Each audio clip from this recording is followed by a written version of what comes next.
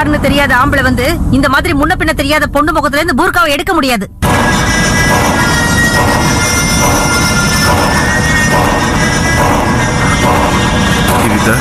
ஏதாவது ஒண்ணு சொல்லி சமாளி, இல்ல எல்லாம் சேர்ந்து நம்மள மொத்தி எடுத்துருவாங்க. அதுவும் இல்லாம பரத்வாஜ் ஹவுஸுக்கு ஆரியான சரியான நேரத்துல கொண்டு போய் சேர்க்கலனா சார் கொன்னே போட்டுருவாரு. என்ன அப்படியே நின்னு பாத்துக்கிட்டு இருக்கீங்க? அந்த பொண்ணை தூக்கிக்கிட்டு ஹாஸ்பிட்டல் போங்கப்பா.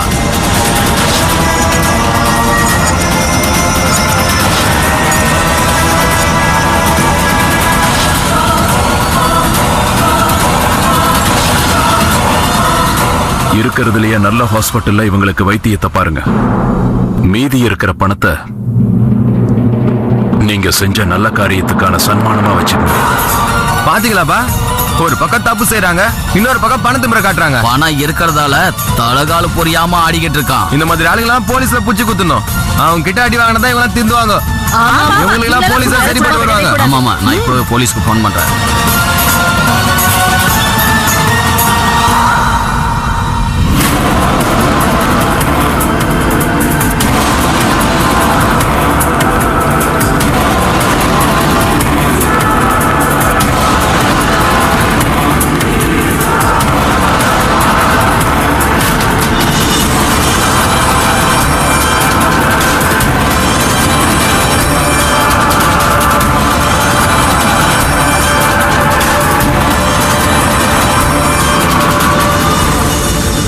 அவர் சார்பா நான் மன்னிப்பு கேட்டுக்கிறேன். அப்புறம் நீங்க போலீஸ்லாம் கூப்பிடாதீங்கண்ணே. அதோட இவங்களை கூட்டிட்டு போய் நல்ல ஹாஸ்பிட்டல் அட்மிட் பண்ணி இவங்க வீட்டுல இருக்கவங்களுக்கு நாங்க இன்ஃபார்ம் பண்ணிடுறோம். சரியா? வாங்க, கொஞ்சம் உதவி பண்ணுங்கண்ணே. வாங்க. சரி சரி.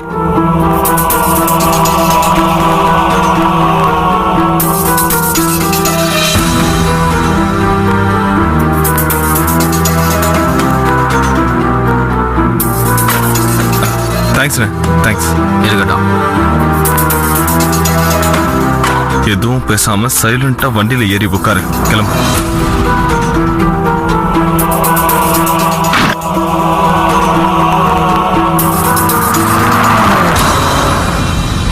சீமா, நீ பதில் சொல்லிதான் ஆகணும். இவங்க யாருன்னு சொல்ல. இதுக்கு மேலேயும் உன்னோட நாடகத்தை எல்லாம்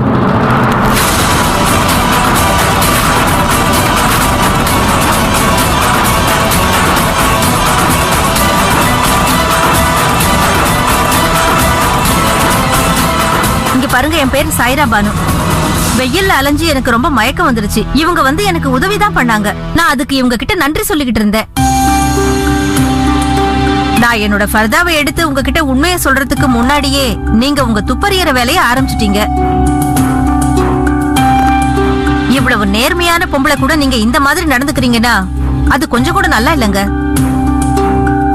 நாங்க பண்ணது என்னமோ பண்ணிட்டோம். ஆனா நீங்க இவ்வளவு நேரம் அமைதியா ஏன் நின்னுட்டு இருந்தீங்க? நீங்க முன்னாடியே எங்க கிட்ட உங்க முகத்தை காட்டி இருந்தா இங்க இவ்வளவு பிரச்சனை நடந்திருக்க வாய்ப்பே இருக்காது இல்ல? பாருங்க, நாங்க தேவையில்லாம எங்க முகத்தை அந்நியர்களுக்கு காட்ட மாட்டோம். புரிஞ்சுதா? ஆனா பிரேம், போதும், நிறுத்துங்க. நீ என்ன மன்னிச்சிருங்க. நீங்க இவங்களுக்காக இவ்வளவு துணிச்சலா. I'm sorry. பிரேம், அது அண்ணி, நீங்க யோசிக்காம கொள்ளாம ஏதாவது சொல்லிடுறீங்க. பேசுறதுக்கு முன்னாடி கொஞ்சமாவது யோசிச்சு பாத்தீங்களா? இங்க பாரு பிரேம், இது எல்லா விஷயமும் ஒன்னதான் டிபெண்ட் பண்ணிருக்கு. ஒண்ணும் இல்லாத ஒரு சின்ன விஷயத்தை ஊதி பெருசாக்குறதும் ஒரு பெரிய விஷயத்தை சாதாரணமா எடுத்துக்கிறதும் நம்ம கையில தான் இருக்கு.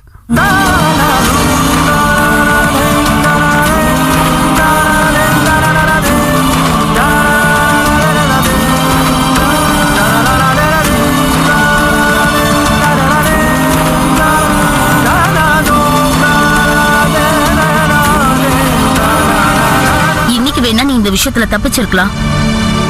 ஆனா இந்த விஷயத்துல நிச்சயமா ஒரு நாள் இல்லைனாலும் ஒரு நாள் நான் கண்டிப்பா உண்மை என்னன்னு தெரிஞ்சுக்காம விட மாட்டேன். இதுல ஏதோ ஒரு ரகசியம் கண்டிப்பா இருக்கு. பவி சொன்ன மாதிரி அந்த விஷயத்த கண்டிப்பா நாங்க தெரிஞ்சுக்காம விட மாட்டோம். பவி அண்ணி, அண்ணி, உங்களுக்கு ரொம்ப ரொம்ப நன்றி. நீங்க மட்டும் இங்க வரலனா நாங்க என்ன பண்ணிருப்போம்னு எங்களுக்கு தெரியல. நீங்க ரொம்ப பெரிய உதவி பண்ணிருக்கீங்க. நன்றிங்க. சீமா, சித்தார்த் எந்த நேரத்திலும் இங்க வந்து சேரலாம். அப்புறம் இன்னொரு விஷயம், பிரேம நினைச்சு நீங்க ரொம்ப கவலைப்படுறது எனக்கு நல்லாவே தெரியுது. நீங்க ஒன்றும் பயப்பட வேண்டிய அவசியம் இல்லை. நான் 24 மணி நேரமும் சித்தார்த்தை கண்காணிச்சுக்கிட்டே இருப்பேன். பிரேமுக்கு பாதுகாப்பா இருப்பேன். எதுவுமே நடக்க விட மாட்டேன். ஒரு சகோதரன் இன்னொரு சகோதரனுக்கு எதிராக நடக்க விட மாட்டேன். நீங்க ரொம்ப சரியா சொன்னீங்க.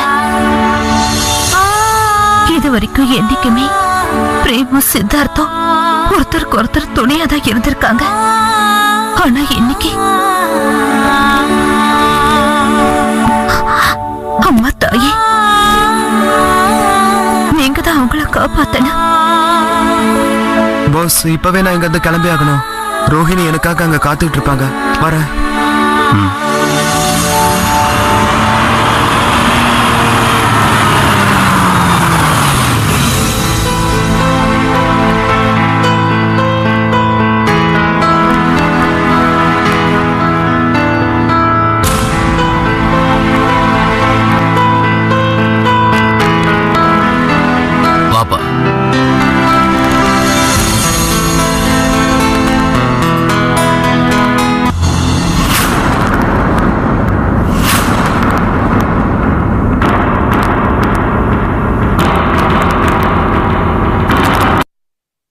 வந்தது ரொம்ப நல்லதா போச்சுப்பா. கண்ணா, உன்னோட இந்த உதவியை நாங்க வாழ்க்கை பூரா மறக்க மாட்டோம்.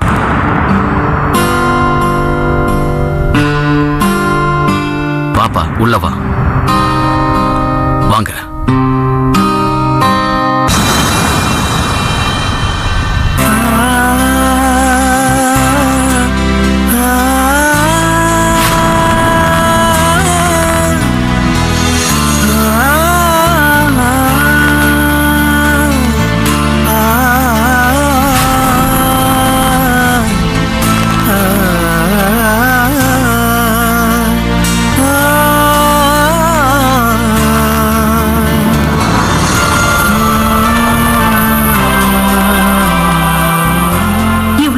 இருந்தா கூட 2 பேரும் இப்படி இருக்காங்களே. ஆரியன்,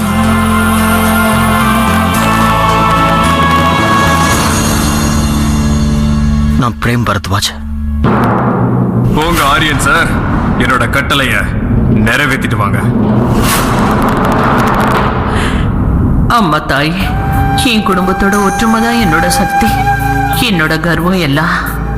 அந்த ராய் பகதூர், ராஜ்வீர் சிங், பிரேமும் அப்புறம் சித்தார்த்தையும் பிரிக்க நினைக்கிறான். எந்த அசம்பாவிதமும் நடக்க விடாதீங்க அம்மா தாயே. அம்மாவுக்காக நீங்க இவ்வளவு தூரம் வந்ததுக்கு ரொம்ப தேங்க்ஸ் ஆரியன். சித்தார்த்,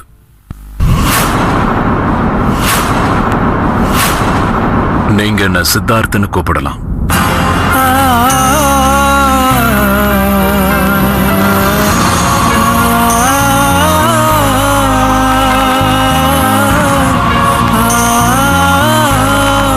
நீங்க எல்லாரும் என்ன ஏன் இப்படி பாக்குறீங்க? அம்மாவுக்கு குணமாகாத வரைக்கும் நான் சொன்னதுக்கு அர்த்தம் ஆண்டி. ஆண்டியோட உடம்பு குணமாகிற வரைக்கும் நான் இங்க தானே இருந்தாகணும். அதுவும் சித்தார்த்தா. சரியா? வாங்க. Yes mister Prem. என்ன பிரேம்னே கூப்பிடலாம். பிரேம், போலாமா? வாங்க சார், ஒரு நிமிஷம்.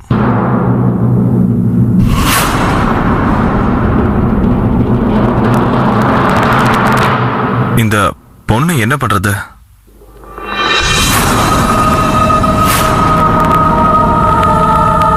என்ன மன்னிச்சிடுங்க. நான் இங்க வந்துட்டு இருக்கும்போது என் வண்டி முன்னாடி ஒரு பொண்ணு குறுக்க வந்து விழுந்துட்டா. என் டிரைவர் வண்டியை சரியா தான் ஓட்டினாரு. ஆனா அந்த பொண்ணு தான் ஏதோ ஒரு யோசனையில வண்டி எதிரில் வந்துட்டாங்க. பயப்படுற மாதிரி எதுவும் ஆகல. அவங்களுக்கு எந்த அடியும் படல. இப்ப அவங்க மயக்கமா இருக்காங்க. அதிர்ச்சியில் ஏற்பட்டிருக்கும்னு நினைக்கிறேன். ஒருவேளை அவன் மயக்கம் போட்டு கீழே விழுந்திருந்தா உடம்புல ஏதாவது அடிபட்டு இருக்கும். ஒரு வேலை பண்ணலாம், அந்த பொண்ணை வீட்டுக்குள்ள தூக்கிட்டு வாங்க. நாங்க எங்க ஃபேமிலி டாக்டருக்கு போன் பண்றோம். அவங்க வந்து பார்த்தாங்கன்னா எல்லாம் சரியாயிடும். ஆமா, கேலண்டர் அவளை தூக்கிட்டு வாங்கப்பா.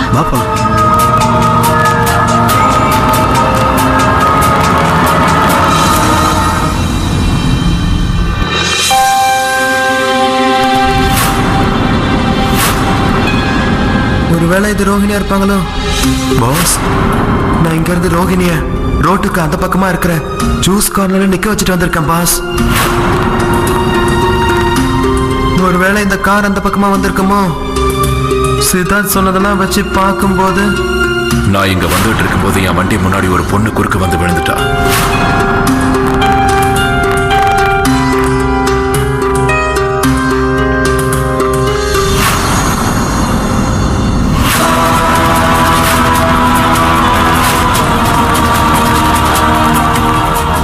ரோஹிணி,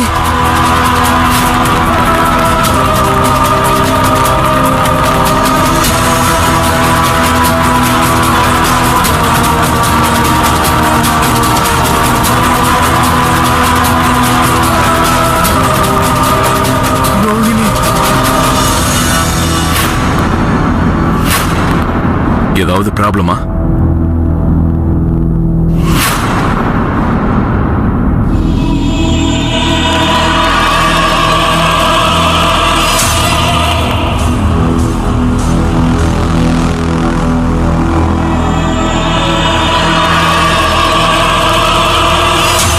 எந்த பொண்ணை கொல்ல சொல்லி நீங்க கட்டளையிட்டீங்களோ அவ ஜன்னல் வழியா தப்பிச்சு போயிட்டா. நான் அவளை காடு வரைக்கும் பின்தொடர்ந்து போய் அங்கேயே கொன்னுட்டேன். அப்புறம் அவளோட பணத்தை அங்கேயே புதைச்சிட்டேன்.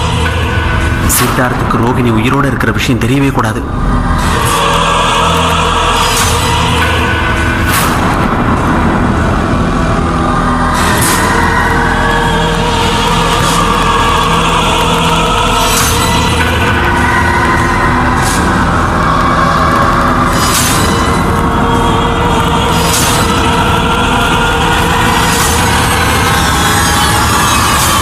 என்னாச்சுமா?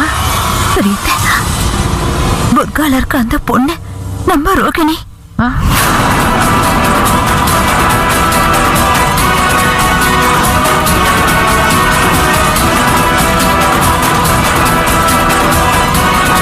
உமாக்கா, அநேகமா இது அந்த பொண்ணதான் இருக்கும்னு நினைக்கிறேன். எந்த பொண்ணை பத்தி சொல்ற பவி? உமாக்கா, அந்த சாயிரா பொண்ணுதான். சீமா கூட உதவி பண்ணாலேக்கா. அநேகமா இவ போற வழியில மறுபடியும் இவளுக்கு மயக்கம் வந்திருக்கோம்க்கா. அப்படியே தெரியாம போய் வண்டியில விழுந்திருப்பா.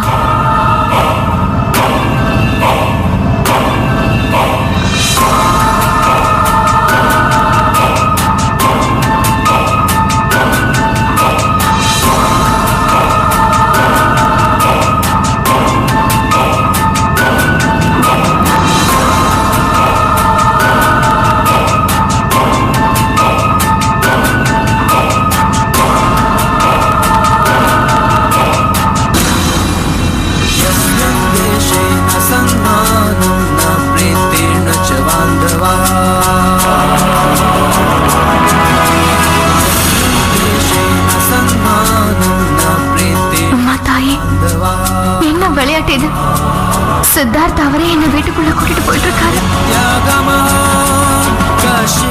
இப்ப நானே விருப்பப்பட்டாலும் வீட்டுல உள்ளவங்க முன்னாடி என்னால வர முடியாது.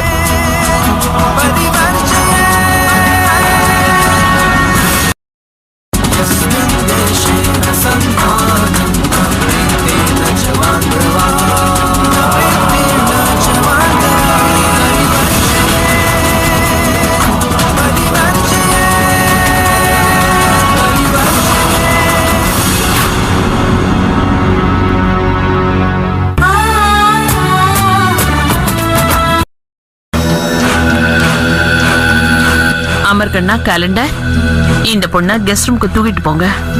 சரி, நாங்க போறோம். நானும் கூட போறேன்.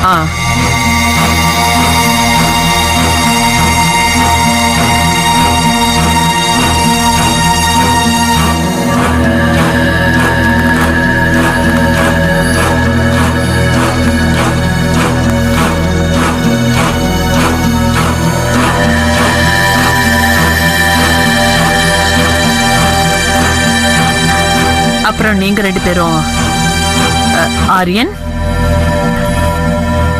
நான் என்ன சொல்ல வந்தேன்னா, சித்தார்த்துக்கு சாப்பாடு ஏற்பாடு பண்ணுங்க.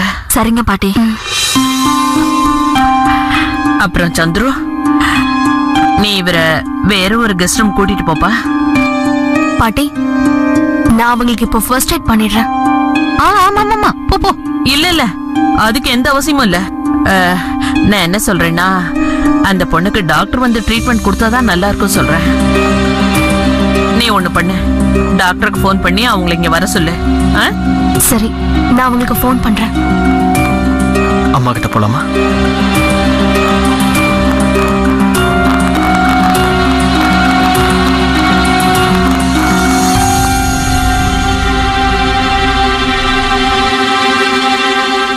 அம்மா தாயே, எங்களை காப்பாத்துங்கம்மா. பரவாயில்ல கிரிதர், ரொம்ப நல்ல செய்தியை சொல்லியிருக்க. சித்தார்த் பரத்வாஜ் ஹவுஸ்ல இருக்கிற எல்லாரோட மனசுல இடம் பிடிச்சிட்டானா? என்னோட வேலை இன்னும் ரொம்ப சுலபமாயிடுச்சு.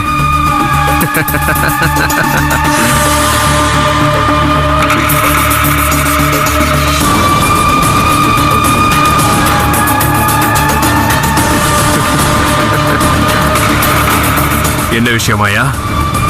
ரொம்ப நல்ல நேரத்துல இந்த ட்ரிங்க் ஊத்தி கொண்டு வந்திருக்க. நான் நினைச்ச மாதிரி நம்ம பிளானோட முதல் அடி வெற்றிகரமா நடந்திருக்கு. அதனால இத கொண்டாடி தான் ஆகணும். இந்த நிமிஷத்துல இருந்து frame பரத்வாஜோட முடிவுக்கான count down starts.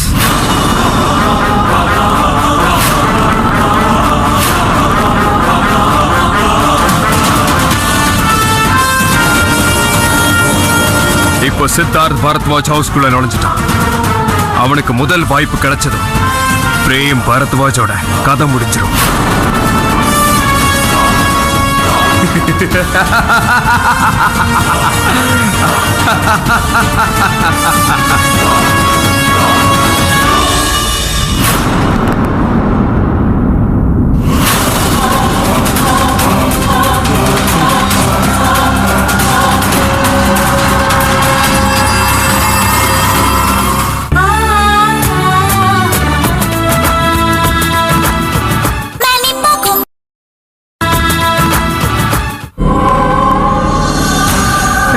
Bahadur,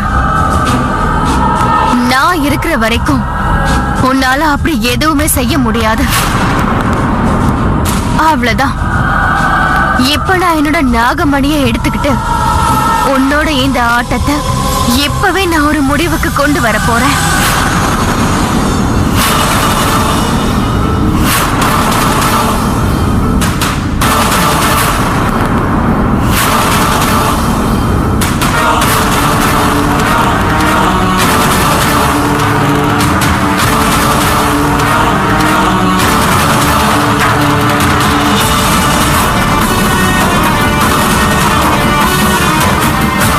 Bahadur, நீ வேணும்னா என்னோட மணியை பறிச்சு என்ன ஒரு பலகீனமானவளா மாத்திருக்கலாம். ஆனா இப்ப கூட உன்னை மயக்கமாக்குற அளவுக்கு எனக்குள்ள சக்தி இருக்கு.